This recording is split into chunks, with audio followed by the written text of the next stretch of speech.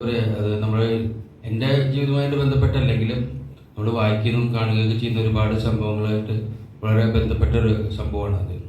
നടന്ന സംഭവമാണ് അദ്ദേഹത്തിൻ്റെ അവിടെ എന്ന് പറഞ്ഞു. നമ്മുടെ അവിടെയും വേറെ തരത്തിൽ ഇതൊക്കെ നടന്നിട്ടുണ്ട്.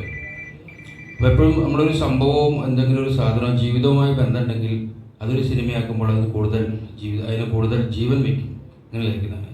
അപ്പോൾ ആ ഒരു അദ്ദേഹത്തിൻ്റെ ഒരു സ്പാർക്കാണ്, അദ്ദേഹത്തിൻ്റെ ഒരു തോട്ടാണ് എന്നെ ഈ സിനിമയിലേക്ക് ആകർഷിച്ചത്. അപ്പോൾ ആ തരത്തിൽ ഞാൻ ഈ സിനിമയുടെ ഒരു ഭാഗമാവുകയായിരുന്നു. കരുതൽ എന്ന് പറയുന്ന മൂവിയിൽ എന്ത് പ്രത്യേകതയാണ് ഉള്ളത്? ഇവിടെ തന്നെ അവരെ തിരുത്തി 25-35 ആയിക്കോട്ടെ. കുറെ വർഷങ്ങളായി. കരുതലിന് ഏറ്റവും വലിയ പ്രത്യേകത എൻ്റെ ഒരു ശിഷ്യൻ തന്നെ ചെയ്തൊരു സിനിമയാണെന്നുള്ളത്. ഒരു ശിഷ്യൻ ഡയറക്റ്റ് ചെയ്യുന്ന ഒരു സിനിമയിൽ ഗുരുവിന് ക്യാമറമാൻ എന്നുള്ള രീതിയിൽ വർക്ക് ചെയ്യാൻ സാധിച്ചു എന്നുള്ളത് എനിക്കൊത്തിരി സന്തോഷമുണ്ടായിരുന്നു. എൻ്റെ ഒരു ശിഷ്യൻ സംവിധായകനാകുന്നു, സിനിമാ രംഗത്ത് അദ്ദേഹം വളർന്നു വരുന്നു. അതേതായാലും തീർച്ചയായിട്ടും സന്തോഷമുള്ളൊരു കാര്യമാണ്. പിന്നെ എനിക്ക് സ്ക്രിപ്റ്റ് റൈറ്റിംഗ് കുറച്ച് താല്പര്യമുള്ള വിഷയമാണ്. കുറേ നേരത്തെയും ഞാൻ ചില സിനിമകളിലൊക്കെ എഴുതിയിരുന്നു. അപ്പോൾ ഇത് എഴുതാമോ എന്ന് ചോദിച്ചു കഴിഞ്ഞപ്പോൾ എഴുതാൻ സാധിക്കുന്നത് എനിക്ക് തീർച്ചയായിട്ടും സന്തോഷമുള്ള ഒരു കാര്യമാണ്. കാരണം വാക്കുകളാണ് നമ്മൾ പിന്നെ ദൃശ്യങ്ങളാക്കുന്നത്. അപ്പോൾ ദൃശ്യങ്ങളാക്കാൻ സാധിക്കുന്ന വാക്കുകൾ ദൃശ്യങ്ങൾ ചെയ്യുന്ന വ്യക്തി തന്നെ എഴുതാൻ ഒരവസരം കിട്ടുമ്പോൾ അതിൻ്റെതായ ഒരു ഭംഗി തീർച്ചയായിട്ടും ഉണ്ടാവും. അപ്പോൾ വാക്കുകളെ ദൃശ്യങ്ങളാക്കേണ്ട വാക്കുകളെ ദൃശ്യങ്ങളാക്കുന്ന വ്യക്തിക്ക് തന്നെ എഴുതാൻ അതൊരു ഭാഗ്യമായിട്ട് കിട്ടിയതാണ് ഈ സിനിമയിൽ.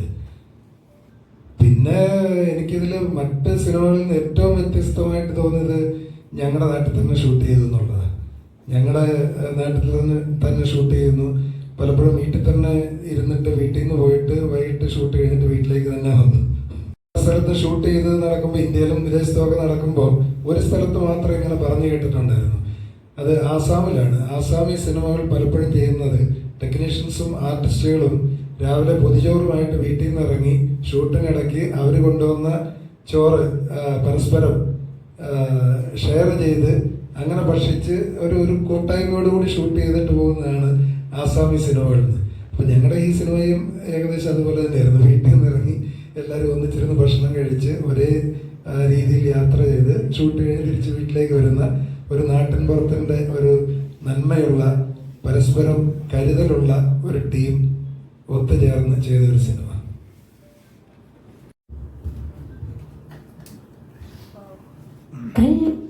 ചിരിച്ചെന്നെ മയക്കേണ്ട, കള്ളത്തരം പറഞ്ഞെന്നോടടുക്കേണ്ട, കത്തെഴുതി കടലാസ് കളയേണ്ട, പൊടിമിശ കറുപ്പിച്ചു നടക്കേണ്ട, കള്ളച്ചിരിച്ചെന്നെ മയക്കേണ്ട, കള്ളത്തരം പറഞ്ഞെന്നോടടുക്കേണ്ട, കത്തെഴുതി കടലാസ് കളയേണ്ട, പൊടിമിശ കറുപ്പിച്ചു നടക്കേണ്ട.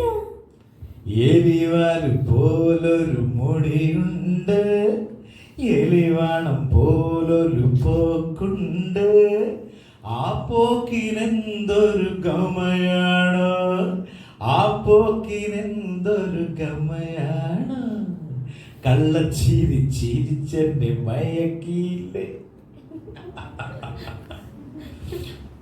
അത്ര പോലെ.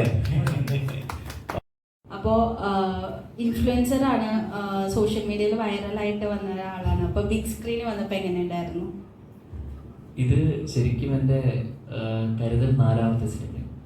ഞാൻ ആദ്യം ചെയ്ത തമിഴിലെ രചന എന്ന് പറയുന്ന പടമാണ്. ശരിക്കും റിലീസിൽ വരുന്നതിന് മുന്നേ ആദ്യം ഒരു സിനിമ ചെയ്തിട്ടുണ്ടായിരുന്നു. ഇതിൽ ഏറ്റവും സന്തോഷം എന്ന് പറഞ്ഞാൽ ഒരു ത്രൂ ഔട്ട് ഒരു പാട്ടിൽ ചെയ്യാൻ പറ്റി എന്നുള്ളത് ഭയങ്കര സന്തോഷമാണ്. 2 ആ വീഡിയോ ഇല്ലെങ്കിൽ ആ ഒരു പാട്ട് ഫുള്ള് ചെയ്തത് സ്വന്തം ഭാര്യയോടെ ആലോചിക്കുമ്പോൾ കുറച്ചുകൂടെ സന്തോഷം. കാരണം അത്രയും വിവാദം തുടങ്ങി. എന്നിരുന്നാലും ഭയങ്കര എന്താ പറയുക, എനിക്ക് ആദ്യമായിട്ട് സിനിമയിൽ ഒരു ത്രൂ ഔട്ട് പാട്ട് കിട്ടിയിട്ട് അത് നല്ല രീതിയിൽ ചെയ്യാൻ പറ്റി. കാരണം സ്വന്തം ഭാര്യയായിട്ട് ഇമോഷണൽ ഇടുന്നത് നല്ല രസമുണ്ട്. ആ ഒരു ഫീലോടെ ചെയ്യാൻ പറ്റി. അതിന് ഭയങ്കര സന്തോഷമാണ്. പിന്നെ റീലല്ല, അതെ, കല്യാണത്തിന് മുമ്പ് എടുത്തായിരുന്നു. കല്യാണത്തിന് ഒരു 3 മാസം മുമ്പായിരുന്നു ഇതിൻ്റെ ഷൂട്ട്.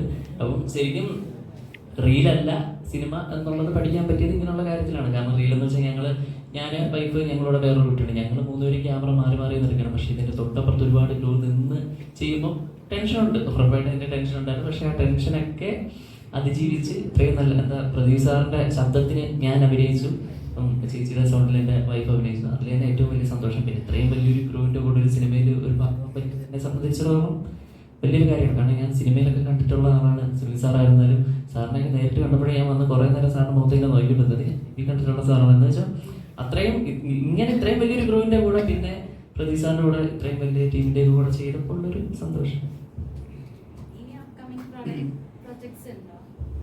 ശരിക്കും പറഞ്ഞാൽ എന്നെ സംബന്ധിച്ചൊരു സന്തോഷം എന്ന് പറഞ്ഞാൽ ഫെബ്രുവരി മാസം എനിക്ക് 2 സിനിമ റിലീസാവണം. ഒന്ന് കരുതൽ, 2 തനിനിറം. ഈ തനിനിറം എന്ന് പറഞ്ഞാൽ അനൂപ് മേനോൻ സാറിൻ്റെ സിനിമ. അത് 13-ാം തീയതിയാണ്, ഇത് 6-ാം തീയതി, ഇത് 13-ാം തീയതി. സോ ആ 2 സിനിമയും റിലീസാവുന്നതിൻ്റെ സന്തോഷമുണ്ട്.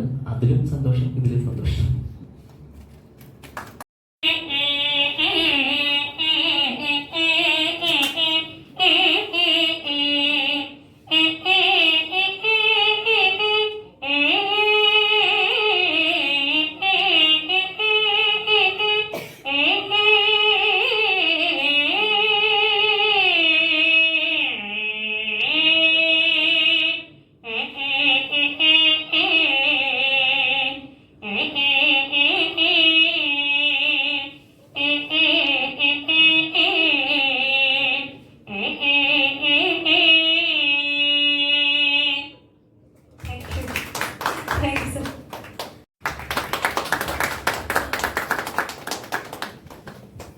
അടുത്ത ഞങ്ങളുടെ costumer Sunil sir.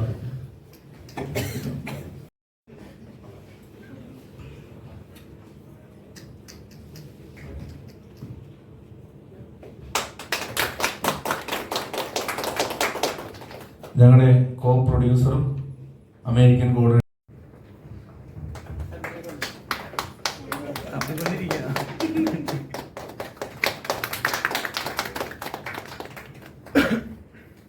Thank you.